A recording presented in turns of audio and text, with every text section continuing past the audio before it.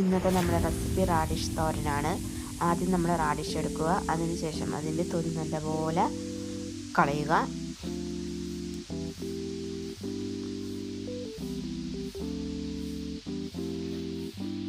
ഏകദേശം അത് മുഴുവനും അതിൻ്റെ തൊലി കളയണം, അല്ലെങ്കിൽ ഇതിന് കയ്പ്പ് ഉണ്ടാകാൻ ചാൻസ് ഉള്ളതാണ് നമ്മളിതിൻ്റെ തൊലി കളയുന്നത്.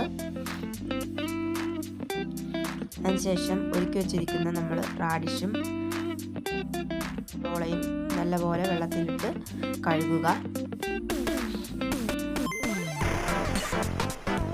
അതിനുശേഷം നമ്മൾ കഴുകി വൃത്തിയാക്കിയ റാഡിഷ് ചെറിയ പീസായിട്ട് നമ്മൾ അരിഞ്ഞെടുക്കുക.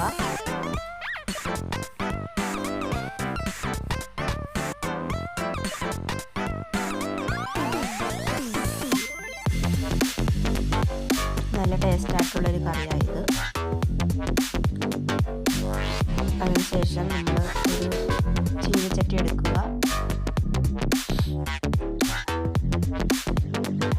അതിലോട്ട് പച്ചമുളകും സവോളയും നമ്മൾ അരിഞ്ഞ് ചേർക്കുക.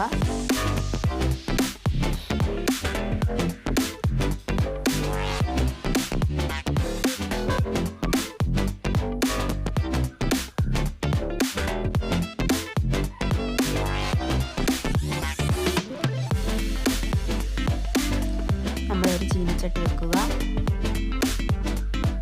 നല്ലപോലെ ചീനച്ചട്ടി ചൂടാണ്. അതിലോട്ട് നമ്മൾ കുറച്ച് എണ്ണ ഒഴിച്ച് കൊടുക്കുക. അതിലോട്ട് ശകലം കടുകിട്ട് കൊടുക്കുക.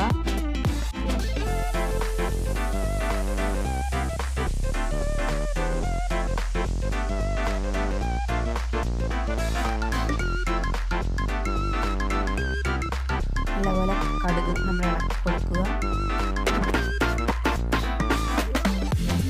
അതിലോട്ട് നമ്മൾ അരിഞ്ഞ് വെച്ചിരിക്കുന്ന സവോളയും വേപ്പിലയും ഇട്ട് കൊടുക്കുക. നല്ലപോലെ റെഡിഷ് കളർ വരുമ്പോൾ നമ്മളത് മാറ്റുക.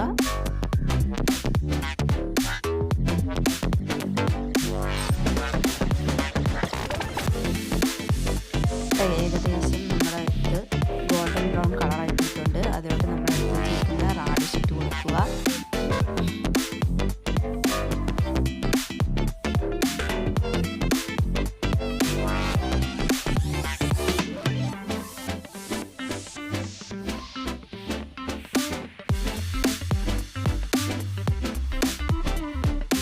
നല്ലപോലെ ഇളക്കി കൊടുക്കുക.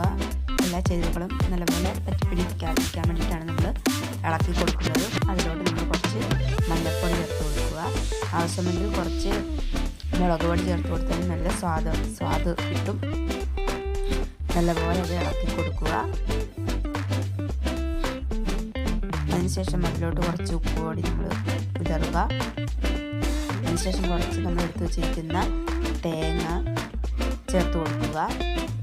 നമ്മൾ ഇതിനകത്ത് ഉപയോഗിച്ചിരിക്കുന്ന തേങ്ങ മിക്സിക്കകത്തിട്ട് അരച്ചെടുത്ത തേങ്ങയാണ് ഉപയോഗിക്കുന്നത്. അപ്പം നല്ല സ്വാദായിരിക്കും ഈ കറിക്ക്. ഇത് തേങ്ങാപ്പീരയും റാഡിഷും കൂടി നല്ലപോലെ നമ്മൾ ഇളക്കി കൊടുക്കുക. ഒരു 10 മിനിറ്റ് നമ്മൾ മൂടി വെക്കുക. ഇന്നത്തെ നമ്മുടെ റെസിപ്പി റെഡിയായിട്ടുണ്ട്. അപ്പോൾ ഇതെല്ലാവരും ഒന്ന് ട്രൈ ചെയ്ത് നോക്കണം. നല്ലൊരു റെസിപ്പിയാണ്. അപ്പോൾ വീഡിയോ ഇഷ്ടമായാൽ ലൈക്ക് ചെയ്യാൻ മറക്കരുത്.